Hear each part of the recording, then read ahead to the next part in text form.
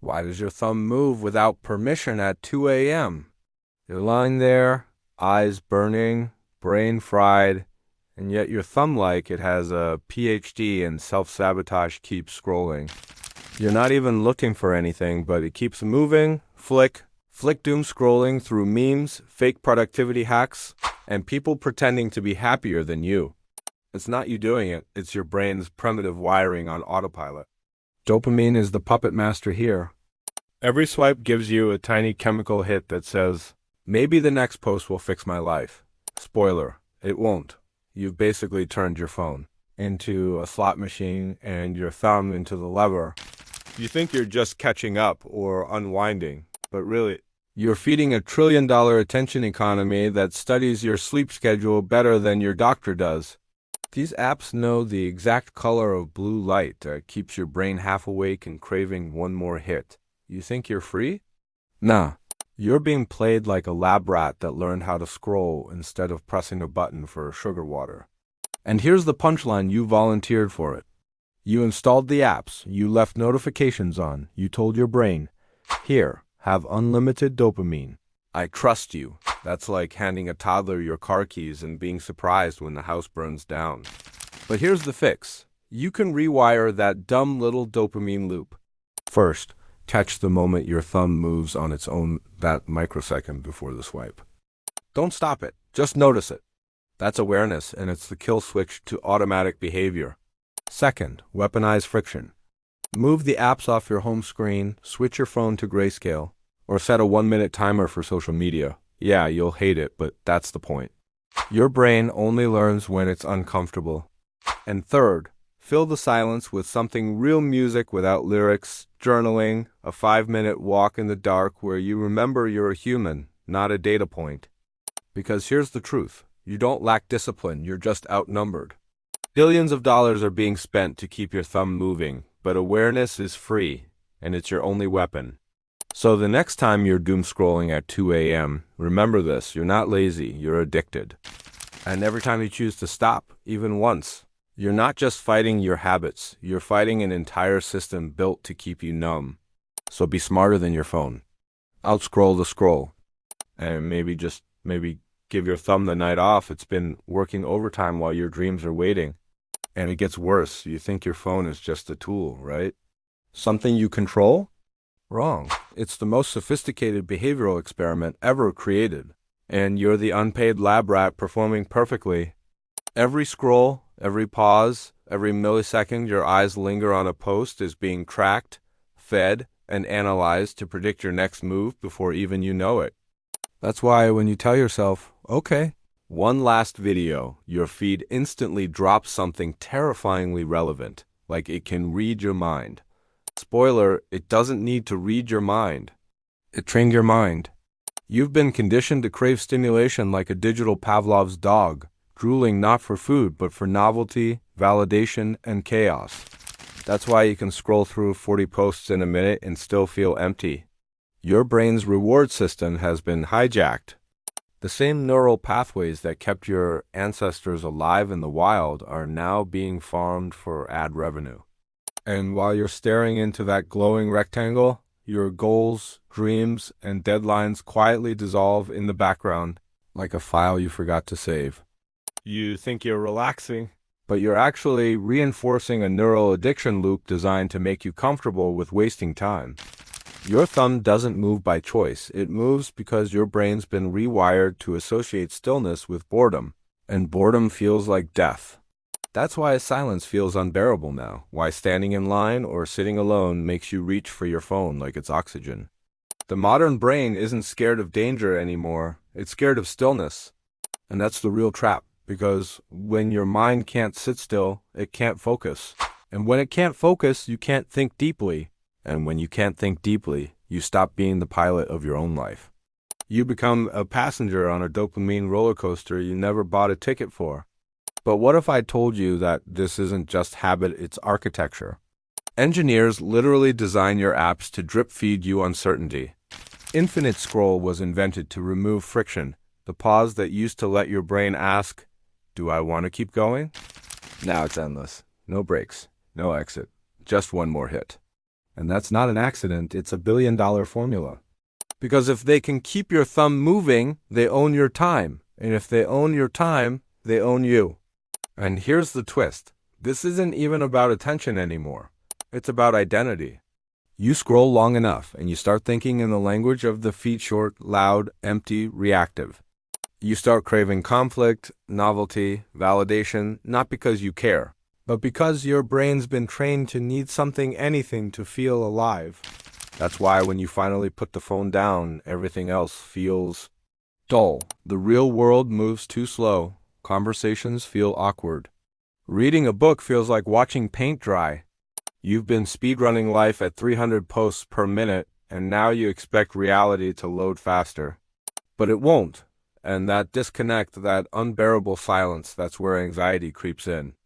Because deep down, you know you're overstimulated, but you can't stop. It's not your fault.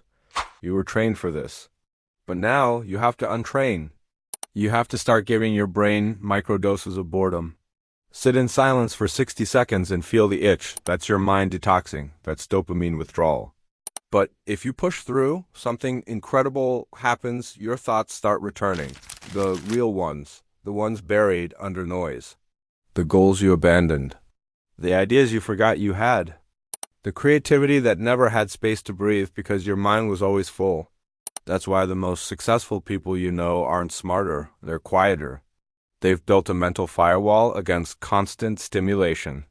They know attention is currency, and they refuse to spend it on garbage. Every scroll is a transaction, and every second you give to someone else as content is a second stolen from your own potential. Harsh? Maybe? True? Absolutely. And the craziest part, you can't even blame your brain for this. It's just doing what it evolved to do. Seek pleasure, avoid pain, repeat what feels good. But now pleasure is endless, pain is hidden, and meaning is optional. You've been tricked into confusing pleasure with purpose. But the brain doesn't know the difference, it just keeps chasing hits.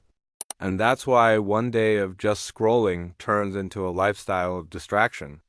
You wake up and realize you're living reactively, your thoughts, emotions, and focus hijacked by an algorithm that knows your weaknesses better than you do. And it doesn't just stop with your thumb. Your posture changes, your breathing gets shallow, your neck bends forward. You're literally shaping your body to serve the scroll. Your muscles adapt to stillness, your attention span shortens, your patience evaporates. You become a creature optimized for consumption instead of creation. But what happens when the consumption stops giving you that rush? That's when you hit the real void, the mental hangover of overstimulation. You can't focus, can't think, can't feel motivated. You tell yourself you're burnt out, but you're not burnt out, you're overstimulated and undernourished. You fed your brain noise for so long that silence feels like starvation. But here's where it gets wild. The moment you detox, even for a day, the world starts feeling real again. You notice textures, sounds, small moments. The fog lifts. That's dopamine recalibration. It's your brain remembering what baseline feels like. But most people never get there. They relapse after 5 minutes because the silence feels unbearable. They need another scroll, another ping, another fake sense of connection. And that's where you decide what kind of person you are. Are you the one who keeps feeding the machine, or the one who finally takes control of it? Because make no mistake, this is war. Every time you open that app, you're fighting against an army of neuroscientists, designers, and AI models all competing for your mind. And the only weapon you have left is awareness. Awareness of your triggers. Awareness of your time. Awareness of when your thumb twitches and why. Because that's not just muscle memory, that's years of conditioning. And if you don't break it, it will break you. So here's the real challenge. What happens if you stop for a week? No endless scroll, no midnight dopamine snacks, no algorithm whispering your name. What will fill the silence? Maybe fear, maybe boredom, or maybe finally clarity. But that's a story for the next part, and it's not for everyone.